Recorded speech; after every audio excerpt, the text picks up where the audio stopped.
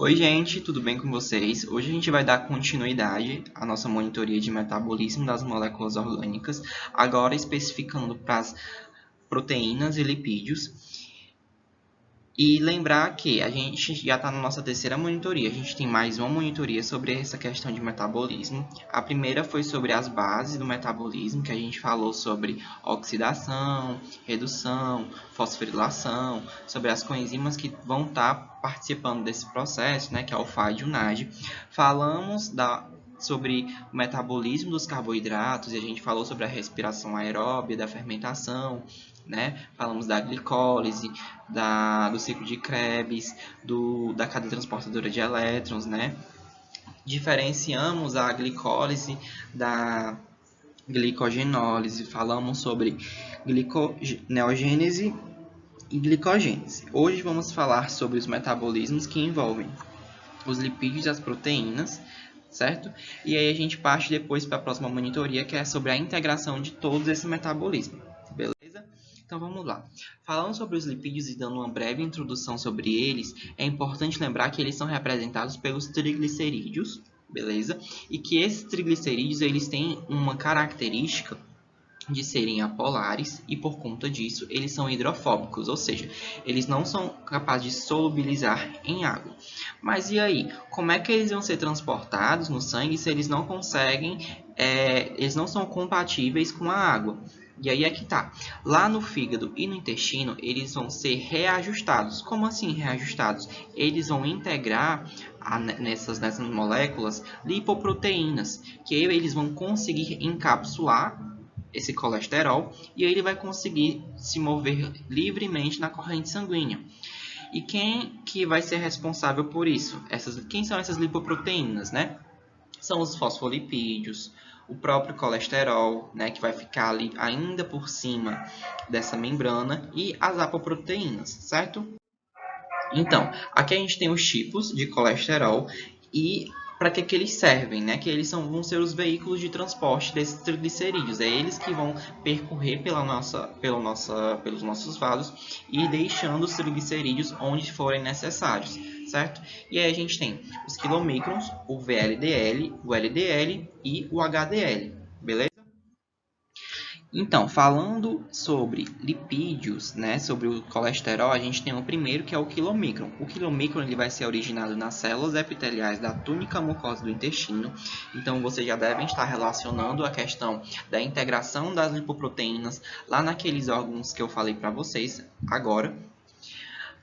Após essa formação, essa integração de lipoproteínas ao colesterol, a gente tem o avanço, digamos assim, do colesterol. Ele vai sair da vilosidade intestinal e vai para a linfa. Depois da linfa, ele vai para a corrente sanguínea. E aí, na corrente sanguínea, quase não sai, ele vai ser direcionado para a camada subcutânea, né? E vai deixar aqueles triglicerídeos nos adipócitos. Só que para que eles consigam deixar esses triglicerídeos nos adipócitos, eles precisam como se fosse de um sistema chave-fechadura. Eles vão precisar de apoproteínas. O quilomicron ele vai ter duas apoproteínas, que é o tipo C e o tipo E. E essa tipo C é a principal, porque é ela que vai fazer com que o ácido graxo saia e entre nos adipócitos. Mas, Gustavo, tu não falou que dentro do colesterol eu não vou ter triglicerídeo? Sim, eu vou ter triglicerídeo. E eu vou precisar quebrar ele para tirar esse ácido graxo. Só que a apoproteína que faz isso? Não, não é. É a lipase endotelial lipoproteica. Ela que vai quebrar, que vai separar o triglicerídeo em glicerol e ácido graxo. Esse ácido graxo vai sair de dentro do quilomicron, vai entrar no adipócito e lá dentro o adipócito converte ele novamente em triglicerídeo e ele fica armazenado, certo? E aí fica os restos do quilomicron. E esses restos, eles não vão ficar na corrente sanguínea. O fígado puxa ele e aí que a apoproteína entra. Tá? Ele vai servir como uma atracação. Ele vai se ligar ao receptor do hepatócito e o hepatócito vai fazer a metabolização do restante daquele quilomicron, tirando ele da corrente sanguínea, certo? O próximo tipo de colesterol é o VLDL, que é o Very Low Density Lipoprotein. Ele é um colesterol endógeno, então o nosso corpo ele produz ele, então a gente não consegue encontrar ele na alimentação. E ele vai ser responsável pelo transporte dos triglicerídeos do fígado para os adipócitos e para as células musculares, certo? E aí ele vai ter também essa coenzima C. E enquanto ele vai dando, né, esses triglicerídeos para os adipócitos e células musculares, ele se transforma em LDL. Ou seja, quando ele vai tirando esses triglicerídeos, ele vai ficando mais pesado, certo? Por quê? Porque ele vai sobrar mais proteínas naquela molécula, digamos assim. E aí, quando ele fica mais pesado, ele se transforma em LDL. Só que é um pesado bom? Não. Como assim? Eu vou ter muito mais LDL do que VLDL. Por quê? Se o LDL vem do VLDL. O LDL a gente consegue ter em alimento. E aí a gente vai ter acúmulo desse LDL. Esse acúmulo causa a deposição deles na musculatura lisa do endotélio. E esse acúmulo vai estar associado às placas de ateroma, que são responsáveis pela obstrução dos vasos.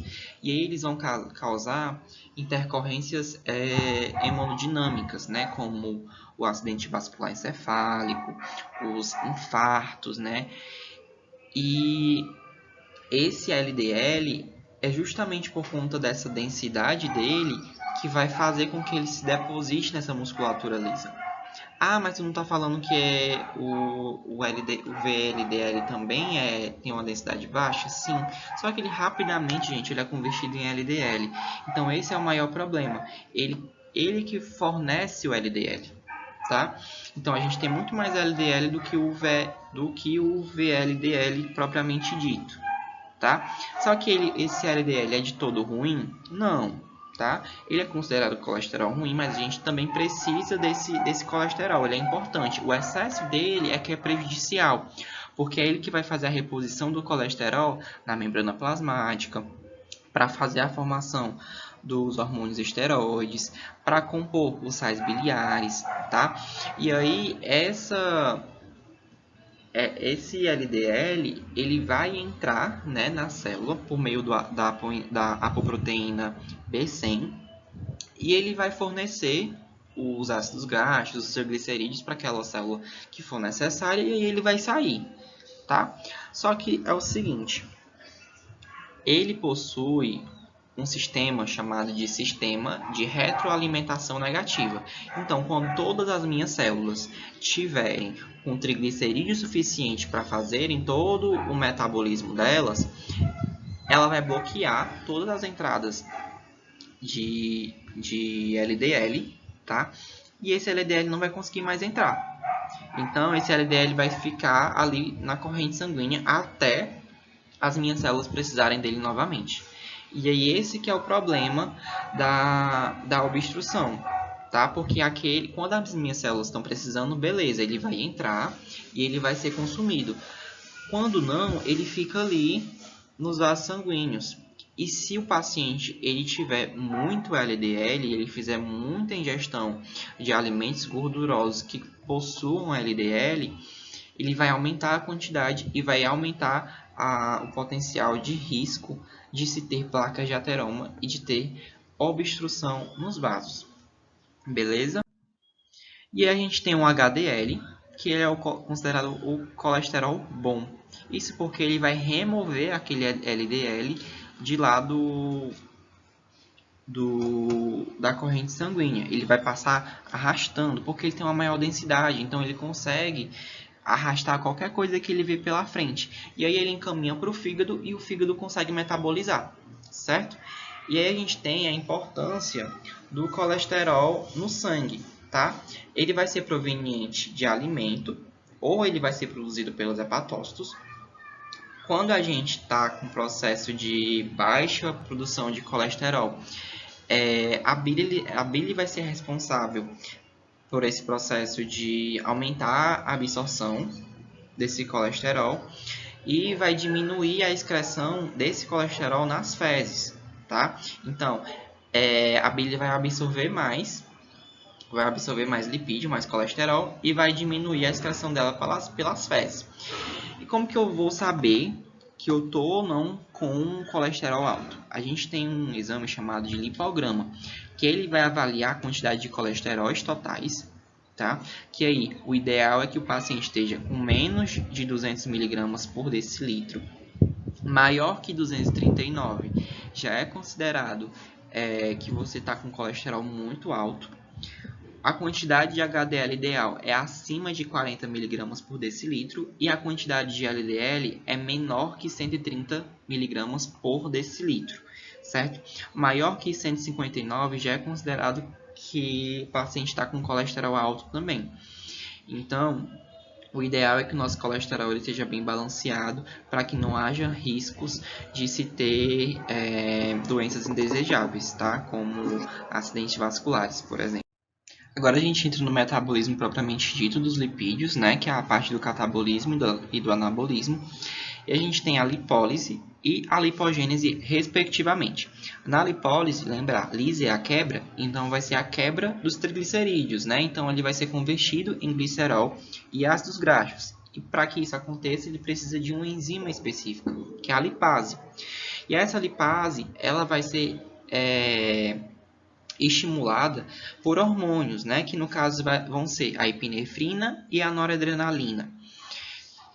E vai ter um hormônio que vai ser um fator de inibição, que é a insulina. Então, se eu tiver insulina na minha corrente sanguínea, eu não vou ter a lipólise, eu não vou conseguir fazer a quebra do meu triglicerídeo. Por quê? Porque, primeiro, essa lipólise ela tem um motivo, né? Que é a liberação de glicerol e ácidos graxos. E, geralmente, o que acontece com esse glicerol? Ele vai ser convertido em insulina. E esses ácidos graxos eles vão ser convertidos em corpos cetônicos. Só que se eu tiver insulina, significa que eu tenho glicose. E essa glicose ela precisa entrar dentro da célula. Então, a insulina é liberada, manda a glicose para dentro da célula e você tem energia. É assim que funciona, certo?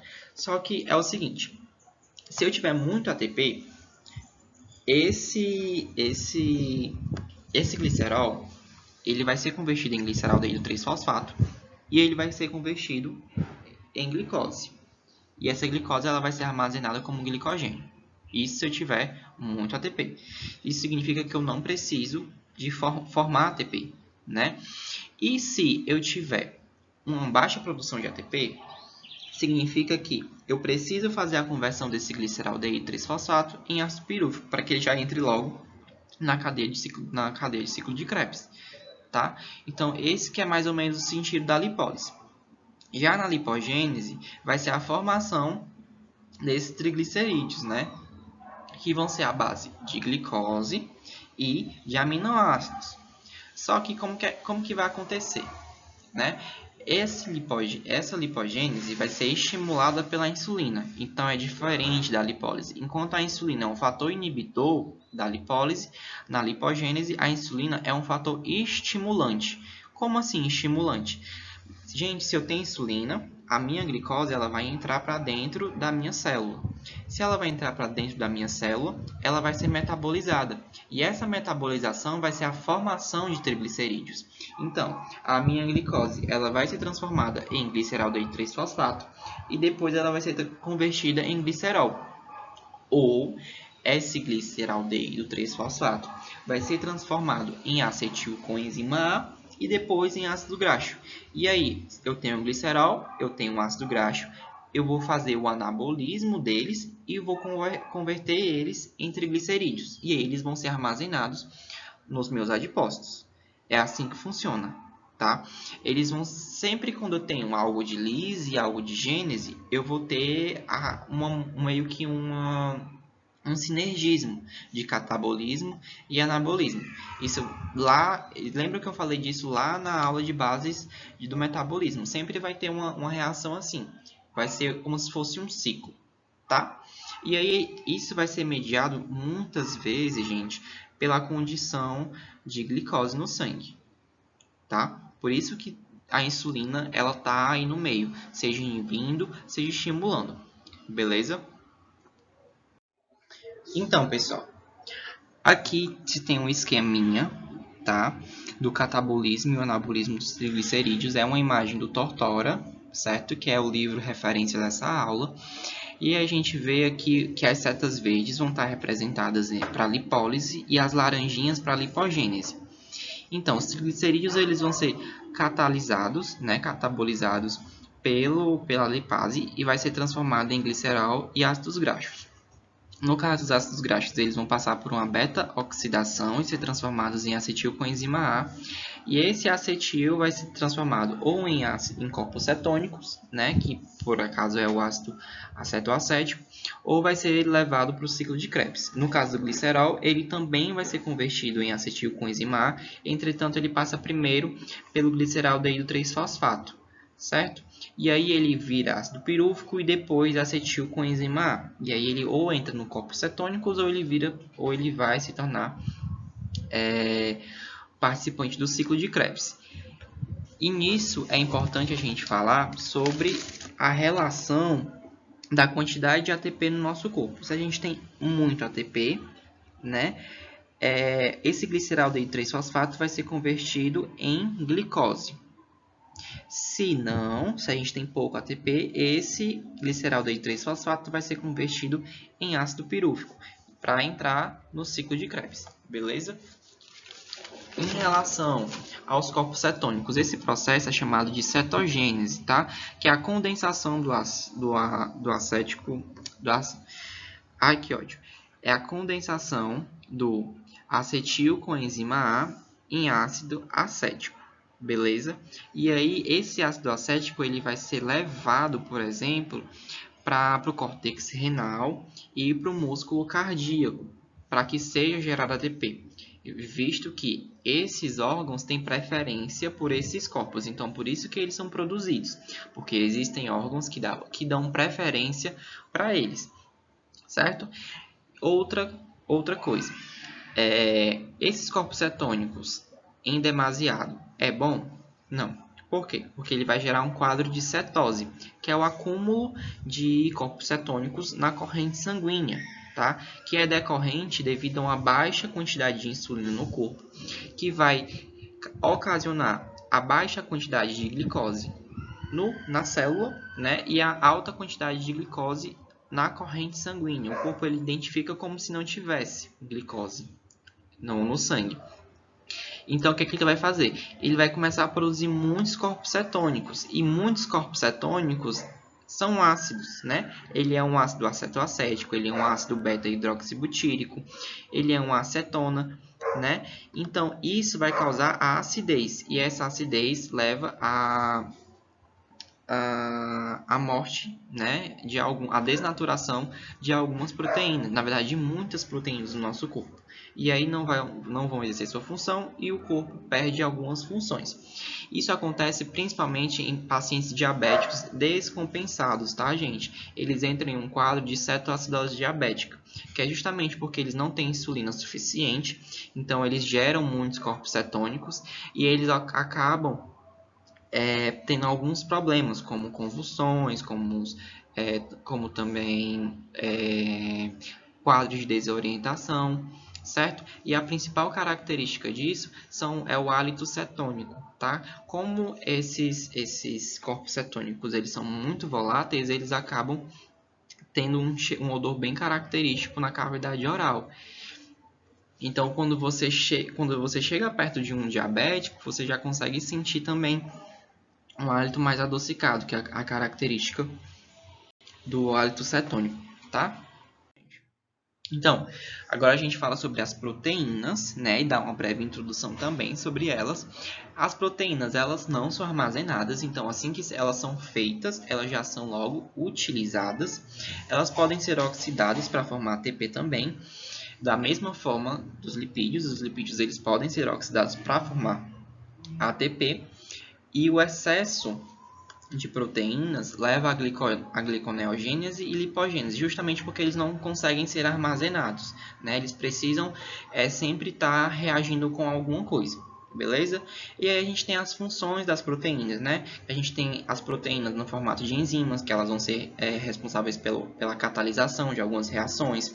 Vai ter o transporte, né? Que aí vamos falar sobre hemoglobina, né? Que é a proteína responsável pelo transporte de gases no nosso sangue. Temos também o fibrinogênio, que vai estar relacionado à coagulação. Vamos ter o transporte ativo, né? Também realizado aí por essas proteínas lá na nossa membrana plasmática. Vamos ter as fibras musculares, né, também relacionadas à actina e à miosina, e principalmente as estruturas, né? A gente vai ter o colágeno, vamos ter as elastinas, né? Tudo isso relacionado à questão estrutural das nossas células. Então, gente, agora sobre as proteínas, né, o catabolismo e o anabolismo delas, a gente tem dois tipos, que é a proteólise e a síntese proteica. A proteólise é justamente a quebra dessas proteínas, né, que ela é estimulada pelo hormônio cortisol. E aí, essa proteólise ela é característica principalmente do processo de reciclagem das proteínas, né? Ou seja, células mortas elas vão ser quebradas e as proteínas elas vão ser reabsorvidas. E ela também serve para renovação de ligações peptídicas. Então, é realmente um processo de reciclagem. E isso vai acontecer principalmente pela ação dos hepatócitos. Eles vão fazer também a parte de desaminação, que é a retirada desse grupo amino, né, para que o restante disso seja eliminado pela urina. Como assim, Gustavo? É o seguinte, vai ter a proteína, o hepatócito vai retirar esse grupo amina, o restante vai ser reabsorvido e aquele grupo amina vai ser convertido em amônia para ser eliminado pela ureia, né? Pela urina, na verdade. Já na síntese proteica, a gente já sabe, né, como é que acontece. Vai se ter a duplicação do DNA, vai ter a transcrição do DNA.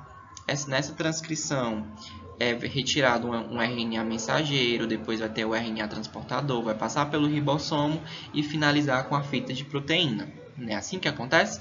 Exatamente, pronto. Os hormônios que estimulam esse processo vão ser a insulina e os hormônios T3 e T4 também.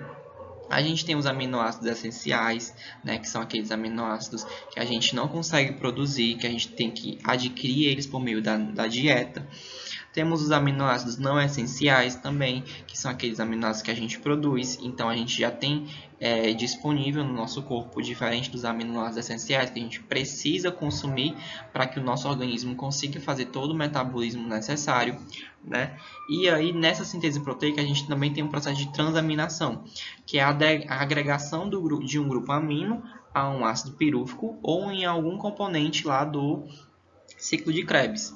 Tá? E aí essa integração, né, forma uma nova proteína. Então a gente tem duas formas de fazer a síntese proteica. A primeira é a que a gente já conhece e a segunda que é por meio dessa indexação do grupo amina no ácido pirúvico ou em alguma molécula lá do ciclo de Krebs. Beleza? E aí tá aqui o ciclo de Krebs estando relacionado com as proteínas, né? A gente tem aqui a alanina, cisteína, glicina, serina, acho que é treonina aqui.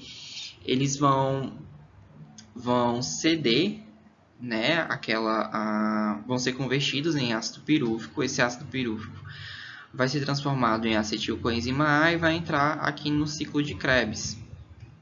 A gente tem aqui a fenilalanina virando tirosina, e aí ela vira o ácido fumálico, e aí tudo isso aqui entra no ciclo de Krebs, tá? Isso que a gente fala em relação à proteólise, certo? Como eu falei para vocês, a síntese proteica é a retirada de um grupo amino para colocar ou no ácido pirúvico, certo? E aí quando coloca no ácido pirúvico, ele vem aqui para cima. Então, ele pode se transformar em algum desses aminoácidos. Ou por meio da colocação desse grupo amino em alguma dessas moléculas aqui do ciclo de Krebs. E aí, ele vai e vira também um aminoácido. Tá? E a gente fala de uma deficiência de aminoácidos relacionada à fenilcetonúria, por exemplo, que é uma deficiência genética na enzima, na degradação do aminoácido fenilalanina. Esse defeito genético vai fazer com que a enzima fenilalanina hidroxilase não seja produzida, e aí essa enzima não consegue fazer a conversão da fenilalanina em tirosina, e aí ele não consegue entrar no ciclo de Krebs, né? Então o indivíduo ele vai ter uma deficiência energética, digamos assim, também, tá? E aí, como consequência dessa não catabolismo da fenilalanina, ela se acumula no sangue. E esse acúmulo de fenilalanina no sangue tende a ocasionar vômitos, rupturas cutâneas, convulsões, deficiência de crescimento e retardo mental grave, tá? A fenilcetonúria ela pode ser identificada logo quando se nasce por meio do teste do pezinho, tá? Então é de suma importância que esse teste seja feito para que a criança ela já cresça com uma dieta específica para que não se tenha esse acúmulo de fenilalanina no sangue, certo?